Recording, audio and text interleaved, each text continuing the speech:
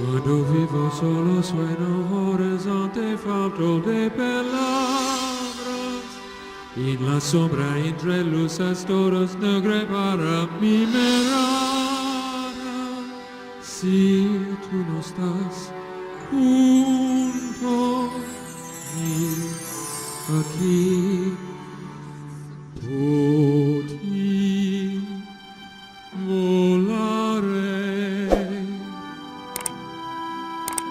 Es para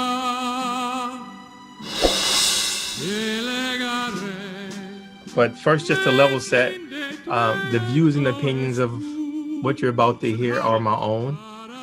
So I want to level set with that. And also to let you know that if you hear something motivational, cool, witty, very intellectual stimulating, I can't give my employer the credit for that either. Okay. So all credit, everything is based on me. That way I won't get in any trouble if there's something that's offensive. So what I want to talk about is how to make six figures with a GED in cybersecurity. All right. And what I want to do is just talk about particular skill sets that you can acquire as you perfect your craft. And as you perfect your craft, as you go along the security journey, you have the ability to do very well. Now, some of you guys are from Missouri. Some of you guys are from, you're from the show me state. And you don't believe that fat meat is greasy. So I want to start, they say, with the end in mind and just show you a glimpse of the corner of happy and health. So Walgreens, and this was done last week, $130,000. And as you see, it says bachelor's degree, 4 years of experience, and then it jumps to or high school / GED, and at least 7 years of IT experience. And the reason why they have the /7 years, don't really necessarily worry about that. The only thing is, if you know your stuff, if you perfect your craft, then you have no issues, because the demand is so high in the security industry that people are willing to take anyone as long as they have perfected their craft and know their stuff. Now, you may think Walgreens is just, that was a ad hoc thing, right? But no, use Indeed search, put up GED in cybersecurity, $100,000 plus, right? You get 199 jobs. So it doesn't necessarily matter what location or how you tweak your search engine or your parameters. I want to let you know that the barriers to entry in cybersecurity are so low, as long as you're able to prove that you know what you're talking about. Now, say, for example, you've been in trouble with the law, right? And you have a conviction or arrest record, plus your GED or high school diploma, or whatever the case may be. People are still willing to hire you. So here's a job posting. Cisco will consider for employment on a case-by-case basis qualified applicants with arrest and conviction records. Right now, I don't mean if you're some serial rapist or sheep or goats or things of that nature, you probably won't get hired. But as long as you're qualified, as long as you have perfected your craft, the entry to your barrier getting into cybersecurity in the IT industry is pretty low. Now, wait, one more thing. Say, for example, you just fix some flex capacitor. You've gotten 10 patents underneath your belt. You have such a vivid imagination in your creativity that every Fortune 100 or Fortune 10 companies trying to get you to design some new chip.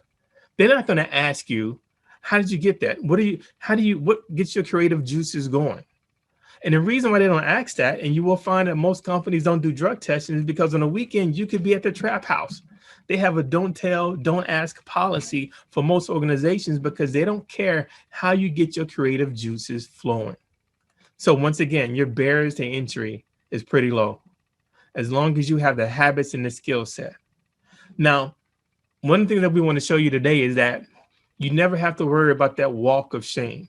That walk when you packing all your stuff and everybody's wondering, what did he do?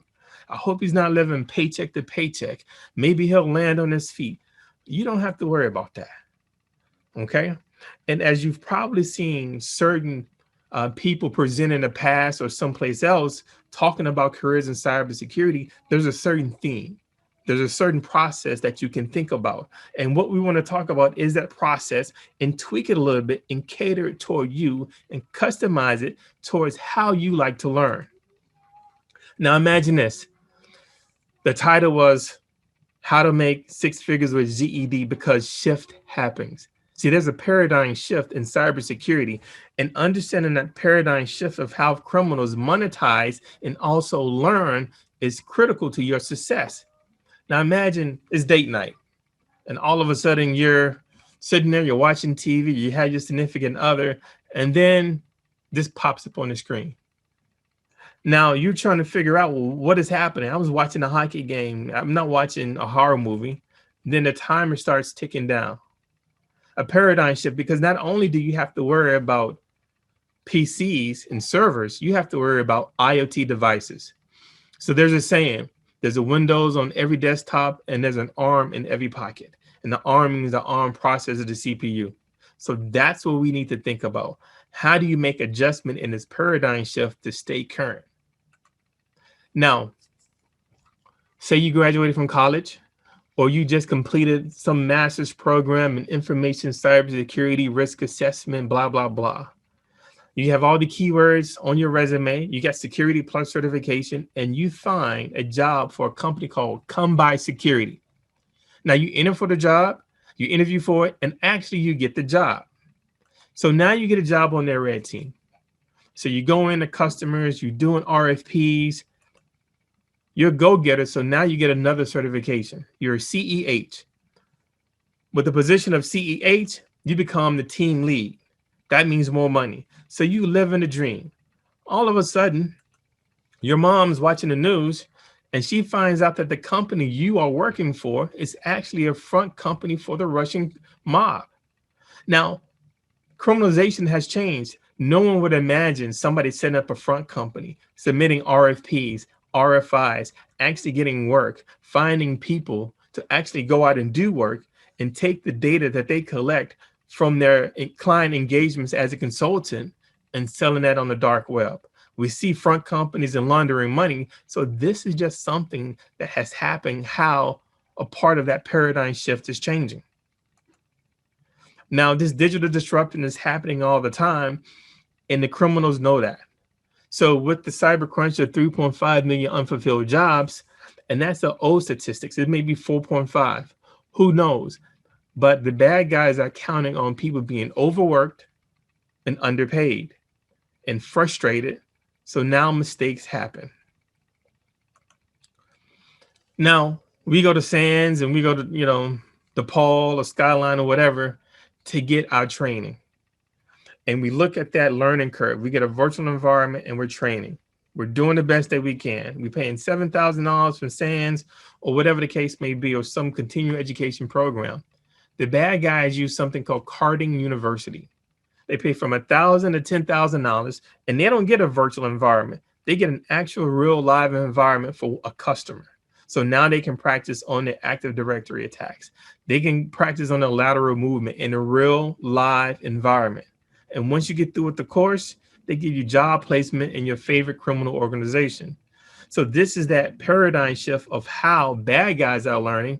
And we need to shift our mentality on how we learn differently as well. Now, everyone has a playbook. Even the bad guys have a playbook. So if you're not aware of the fraud Bible, there's something that's out there. And it's good to get a peek into what the bad guys are doing to give you an idea of how you can prevent them. So if you know how they're attacked, then you know a level of prevention that you can prevail. Now, 2015 was the first billion-dollar bank heist. And there was something in 2016. And then you didn't hear anything else in 2017, 2018, 2019, it's 2021. So you have to think, did the bad guys just stop? You made $1 billion one time, what about 2 and 3 times? And not only that, but what is the playbook? How much does it cost to learn how to do something like that? So these guys are very methodical and they're very patient and very focused. Now, when we think of a cyber criminal or hacker, we think about Mr. Robot, we think about the hacktivist, the nation state, we think about that lone wolf in high school who didn't go to the prom, but this is the cyber criminal now, completely different. So we used to see that James Bond villain, but not necessarily James Bond girl being a criminal mastermind for cybercrime. So it's part of that paradigm shift. to actually understand who we are looking after, which could be anybody, not the typical you see on a television, and being prepared for that. You want to get to the point where you understand this paradigm shift, understand your capabilities and skill sets. So when you get that call on the bat phone, they realize they have the right person and not waiting for the other guy to pick up the phone. Now, how can I help you? So I just want to share some things with you that I've learned in the past, from my colleagues, from my friends, from my enemies, to help you in your journey. So if you only have one job, you got to develop your skill set.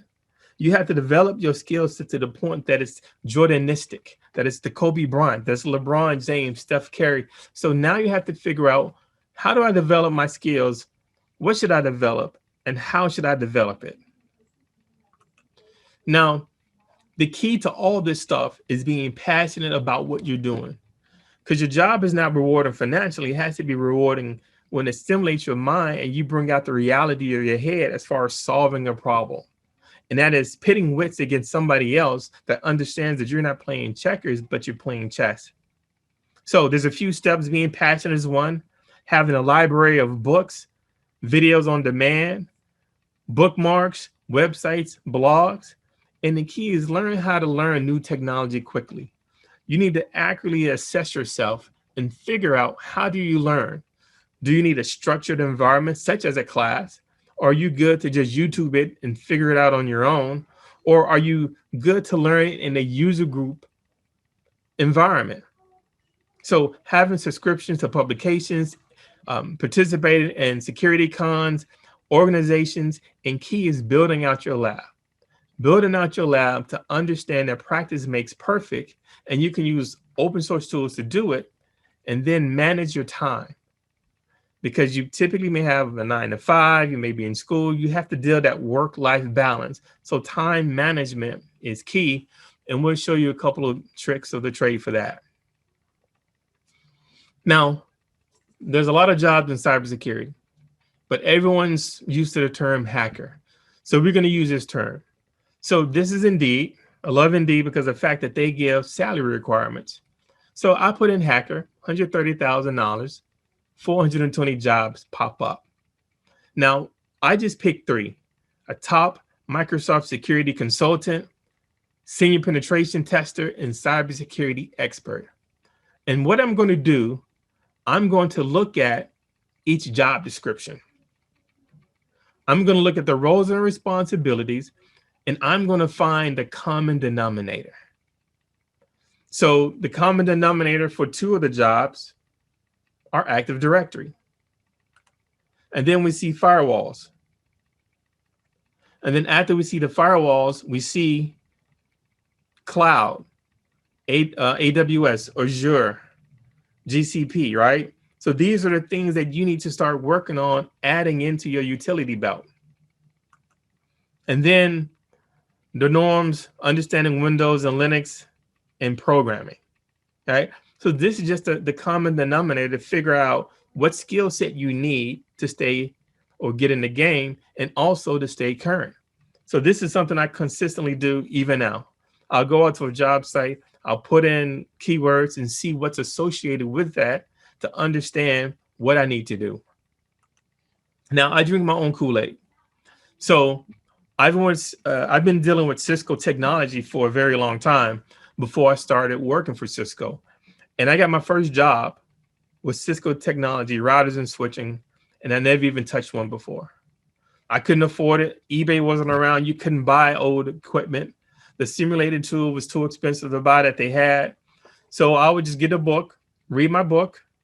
I would draw out designs, my network diagrams, and I would just type in Notepad what the commands could be, right? So don't let not having access to equipment stop you, particularly when you're talking about building a lab, because all you need is a VirtualBox and 2 VMs if you're going down that hacker track. Now, if you want to do compliance, risk assessment, auditing, something different as far as practicing and perfecting that craft, but don't let not having access to equipment become a barrier for you.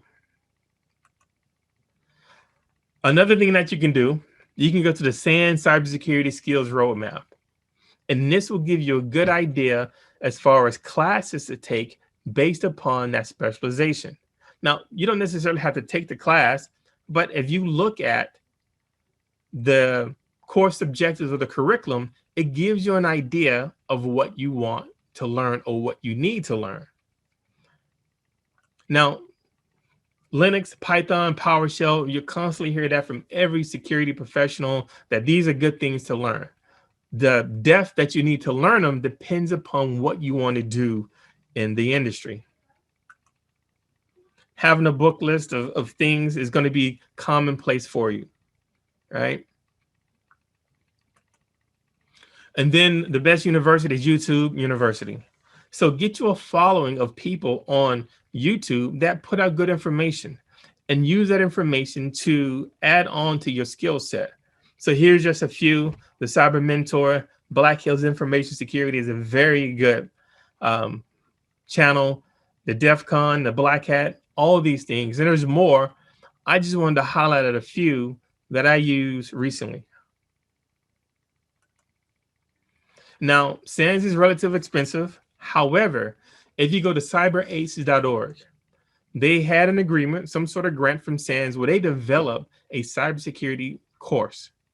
And it's very intro, beginner, intermediate, where you can go through and learn Linux, Windows, networking, your system administrations. So this is something that you can do, SANS quality, but not the SANS price tag. Now, training, you should always have your own training budget, because your company may not see the need for training.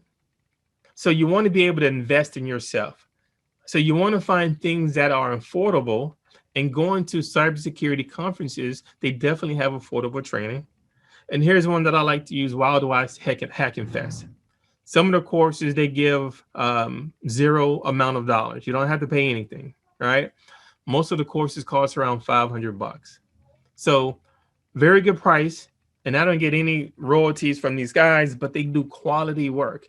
And I want to pass on to you the things that I've learned or the things that I do to keep my skills set up. Now, outside of the Wild West Hacking Fest Pentester Academy, I think it's like $30 a month or something for their lab environment and the courses that they do, and they're very good. They just started doing boot camps, and they are very affordable. And there's recent technology, because sometimes if you go to a school and a university, you learn in technology that's 6 or 7 months behind. You at least want to take a class by people that are actually doing the work, such as Black Hills Information with the Wild Hacking Fest and Pentest Academy. They're always updating their courseware. And you want to follow people on Twitter, because sometimes the people on Twitter, they have a good idea, or they're the guys that are in the know. They're the guys that teach the SAN classes. They're the guys that teach the Black Hat training. And what I do, I would go to Black Hat Training USA and look at the instructors, find out if they have a Twitter account, and I follow them. Then I see who they're following, and there's just a domino effect. One person leads me to another person, and now I get real time when they come up with something, or there's a new exploit, a new tip or trick. I get that in my inbox.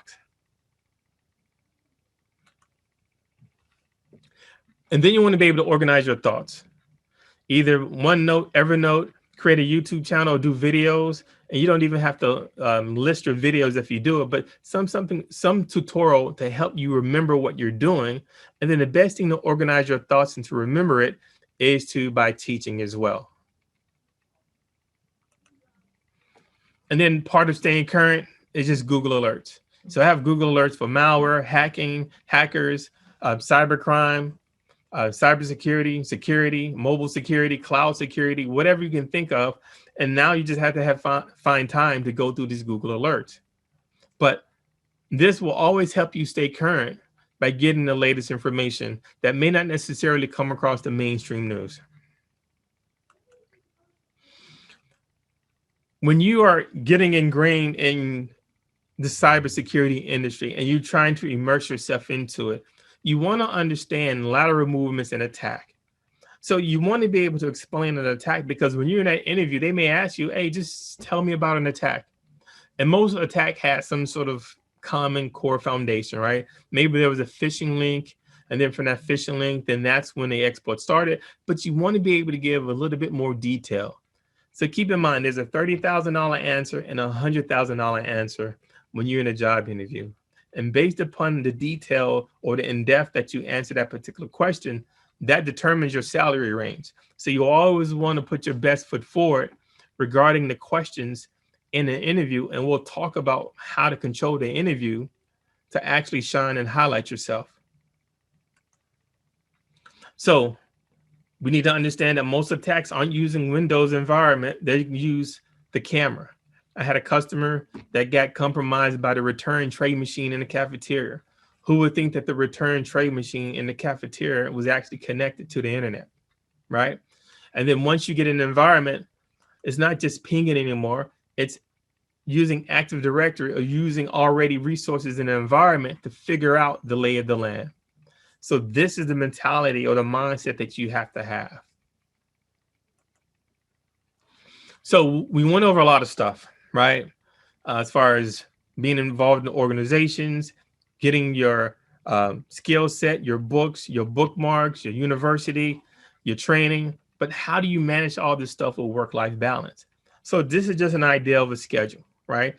And you have to learn or know yourself, how you like to learn. So I'm a night owl, so I study at night. I got a friend, multiple friends that are daytime. They want to study at 5 a.m., 3 a.m. in the morning, right? So you need to understand that, because it's 24 hours in a day. You may be working a full-time job. You may have a family. You may be in school. So how do you divvy that up? And that's the importance of understanding time management. We all remember, if we were in college, when we used to crash, right? We will say, you know what? I'm going to spend the entire night partying and whatnot, and then I'll just crash later. So that's the mentality you have to have.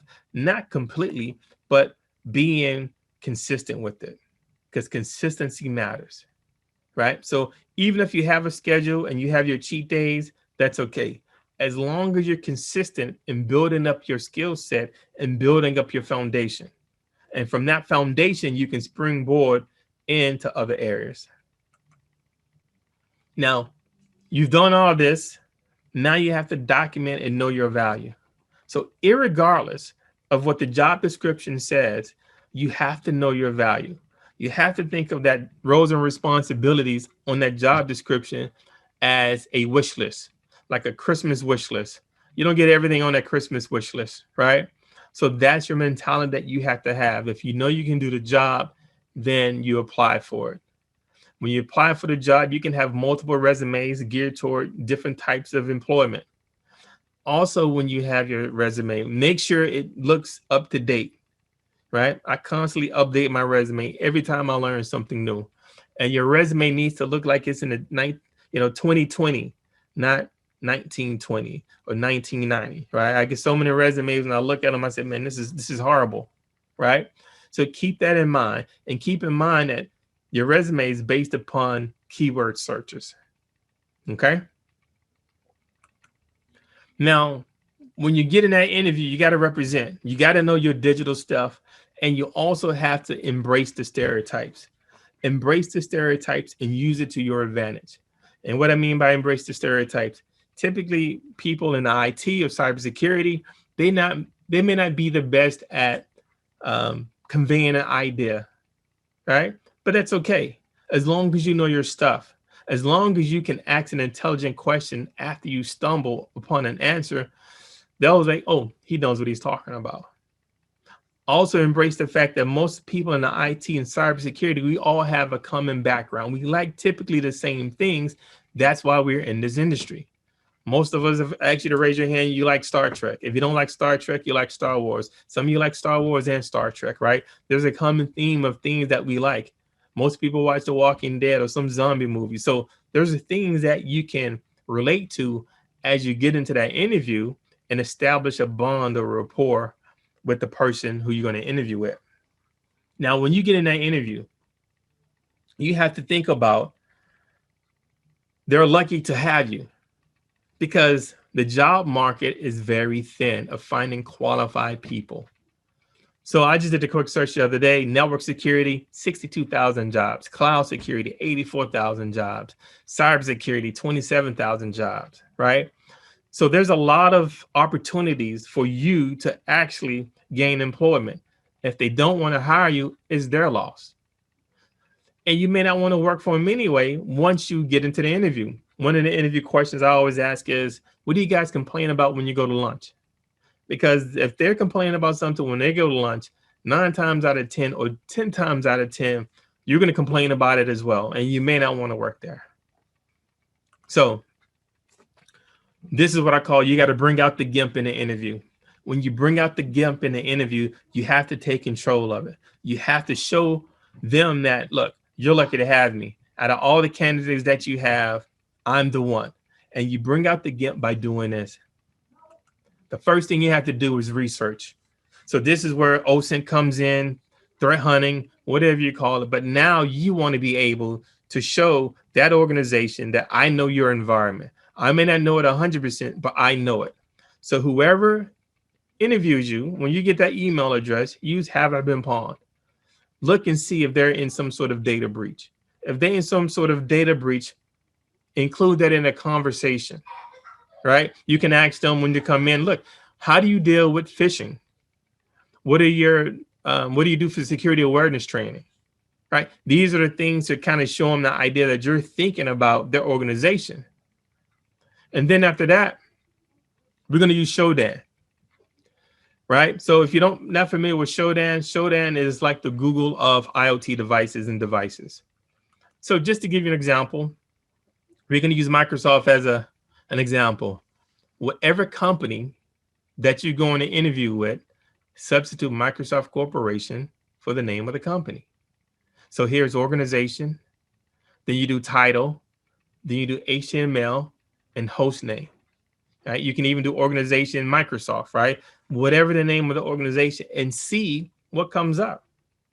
And then as you look and drill down into this information, you get a little bit further. So in this example, somebody's using a 2008 server with SMB, Service Pack 1. So you incorporate that in your conversation. So an example would be, what do you guys use for an EDR, for endpoint protection? Because I've noticed that you have a lot of old servers, Windows 2008, and servers running SMB version 1 and Service Pack 1. How do you deal or threat hunt that environment for those Windows servers? So now you just prove that you understand the concepts, that you know they have 2008. They know that you know what an EDR because you asked about it. They have a feel that you know about threat hunting because you asked about it. They understand that you know what SMB does because you asked about it. So that shows your intelligence based upon the type of question that you ask. So even if they ask you a question and you fumble over it, at the end of every interview, they're going to always ask you, do you have questions for us? And that's when you rise and shine. In addition to that, open bugbounty.org.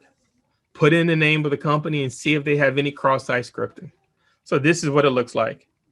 So you can also say, you know what? I noticed that your web portal has an unpatched cross-site scripting since 2017.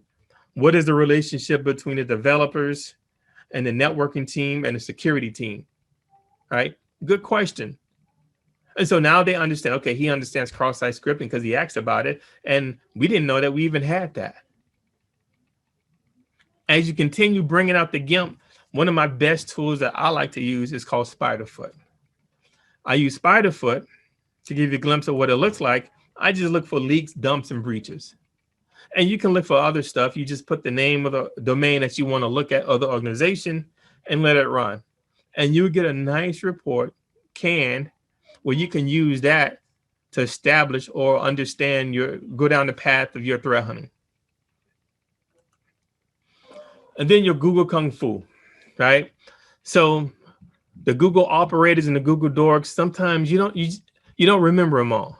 So this particular website will help you finding those Google dorks because they're already pre-populated.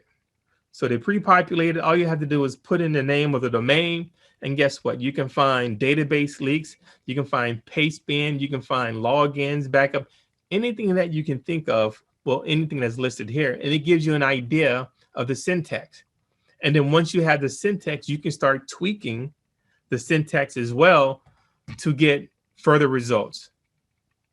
And then if you want to be a little bit more in detail, you can go to ExploitDB and start drilling down their Google Docs. All right. So everyone has a plan until they get punched in the face, right? And that punch in the face is just work-life balance and things that are happening that you have no control of. But if you have some sort of time management, some sort of management of your life as you go down this journey, it makes it a little bit easier. Now, the only thing I can say, this quote that I love, is that the only thing standing between you and your goal is the bullshit story you keep telling yourself as to why you can't achieve it, right? Some people say, I'm too old, I don't know enough, you have that imposter syndrome. It doesn't even matter. The cybersecurity industry need people so bad. Right? I'm gonna give you an example. The FBI, they started to cut down on the requirements to join the FBI, because to join the FBI, you got to run. You got to do a bunch of sit-ups and put-ups. And guess what? Most IT guys, they don't want to do 100 push-ups or sit-ups or run a mile or 2 miles. They may want to shoot a gun, but that's it. So that just shows you that you have the cards in your hand, because you're in the skill set that, as long as you perfect it, that is in high demand. All you have to do is trust the process, follow the process, and go down your journey. Okay. So it doesn't matter how you get there. It doesn't matter how long it gets there, but I've given you some tips and tricks that will help you shorten that learning curve. And that's the key. How do you shorten that learning curve? Where I don't want to go necessarily and take a 4-year degree just to get in the cybersecurity industry. You want to be able to do something in 6 months, 12 months, right? Shortening that learning curve. And you can do that as long as you take an accurate assessment of your skill set and chart and plan it out. Any questions? That was phenomenal. We'll take questions now from our audience. Please raise your hand, hopefully.